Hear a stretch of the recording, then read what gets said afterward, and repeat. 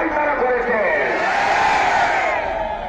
আমাদের দাঁড়িপাল্লা প্রতীক ছিল, আমরা স্লোগান দিলাম ন্যায়ের প্রতীক দাঁড়িপাল্লা, আমরা স্লোগান দিলাম ইনসাফের প্রতীক দাঁড়িপাল্লা। জনগণের কাছে আমরা ভোট চাইতাম, তোমরা ভোট দাও দাঁড়িপাল্লায়।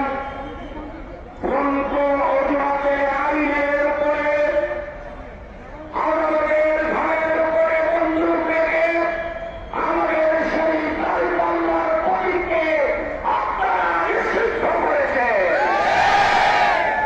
আজকে এই সরকারের কাছে আমরা বলতে চাই, সেটা করেছিল ফ্যাসিস্ট সরকার। কোন আইন আমরা বুঝতে চাই না, কোন অপেক্ষা বুঝতে চাই না, কোন আন্দোলন আমরা বুঝতে চাই না। এখনই আমাদের দাঁড়িপাল্লা ছাড় দিতে হবে। সংগ্রামবন্ধু, 1 তারিখে আপনারা জামায়াত ইসলামীর নিবন্ধন সহ রাজনীতি করা বন্ধ করে দিয়েছিলেন। বাংলার মানুষ হতাশ হয়নি, কারণ সেটা ঘটিয়েছিল স্বৈরা শাসক। এরপর 24শে জুলাইয়ের অভ্যর্থনের পর আবার জামায়াত ইসলামের নিবন্ধন ফিরে এসেছে। জামায়াত ইসলামী রাজনীতি করার শক্তি পেয়েছে, জামায়াত ইসলামী রাজনীতি করার সাহস পেয়েছে, অধিকার ফিরে পেয়েছে। আমরা বলছি যে আদালতের মাধ্যমে আপনি আমাদের নিবন্ধন বন্ধ করেছিলেন, সেই আদালতের মাধ্যমে আবার ঘোষণা করে দিন জামায়াত ইসলামের নিবন্ধন সঠিক ছিল, ঠিক ছিল। ভাই কি মনে করলেন না, এটা শুধু আমাদের দাবি, এটা আমাদের প্রাণের অধিকার, এটা নেই মানুষের অধিকার, এটা বাংলাদেশের জামায়াত ইসলামের সকল নেতাকর্মীর অধিকার।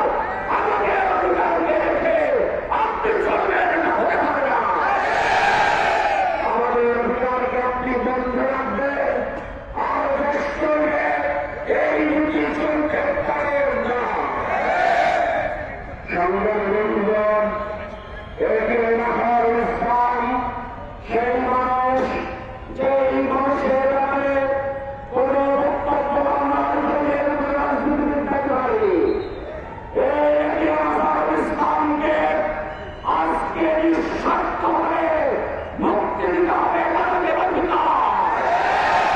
তার পরিবারের কাছে ফেরত দিতে হবে তাদের অধিকার।